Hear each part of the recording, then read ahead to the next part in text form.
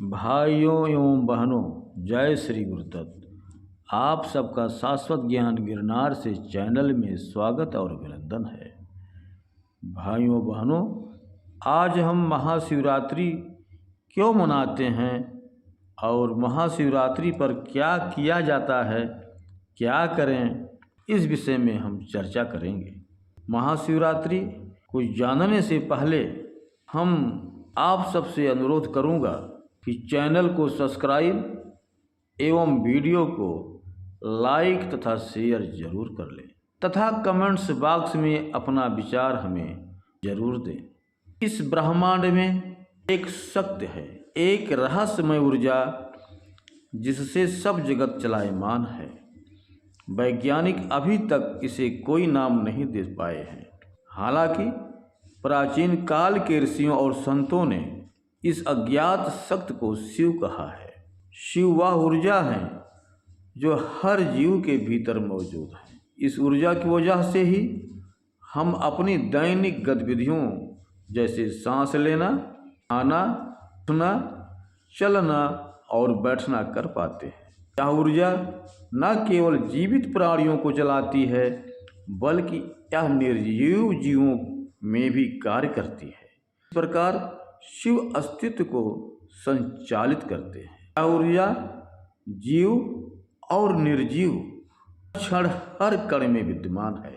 महाशिवरात्रि पर्व हमारी चेतना को बढ़ाने का और ध्यान के माध्यम से प्राण शक्ति को बढ़ाकर अपने स्रोत की ओर ले जाने की वो ताकत है जिसे हम आज जानेंगे। शिवरात्रि क्यों मनाई जाती है? वैसे तो महाशिवरात्रि को लेकर कई कहानियां मौजूद हैं, उनमें से कुछ का यहाँ उल्लेख किया जाएगा। कहते हैं महाशिवरात्रि के दिन भगवान शिव ने देवी पार्वती से विवाह किया था। जब देवता और राक्षस अमृत की खोज में समुद्र मंथन कर रहे थे तब मंथन से विष निकला था और स्वयं भगवान शिव ने विष पीकर उसे अपने कंठ में रोक लिया था, जिस वजह से उनका शरीर नीला पड़ गया था और उनको नीलकंठ भी कहा जाता है। विष पीकर उन्होंने सृष्टि के और देवतागण दोनों को बचा लिया, तो इसीलिए भी शिवरात्रि का उत्सव मनाया जाता है।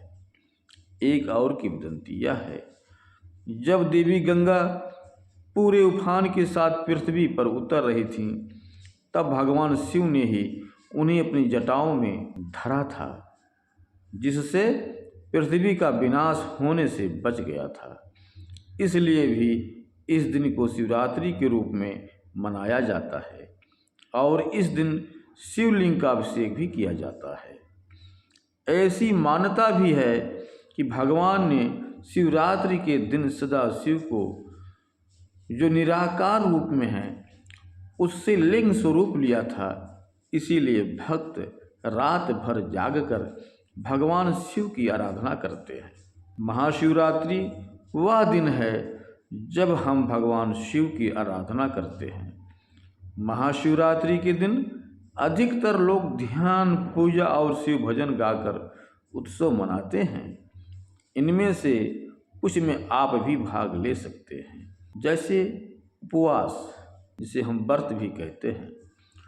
उपवास से शरीर के हानिकारक पदार्थ बाहर निकल जाते हैं और शरीर की शुद्धि होती है, जिससे मन को शांति मिलती है।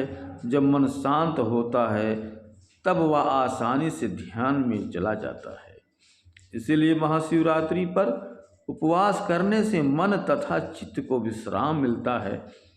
ऐसी सलाह दी जाती है कि इस दिन फल अथवा ऐसा भोजन ग्रहण करें जो सुपाच्य हो। ध्यान, महाशिवरात्रि की रात को नक्षत्रों के स्थित ध्यान के लिए बहुत शुभ मानी जाती है। इसलिए लोगों को शिवरात्रि पर जागते रहने और ध्यान करने की सलाह दी जाती है।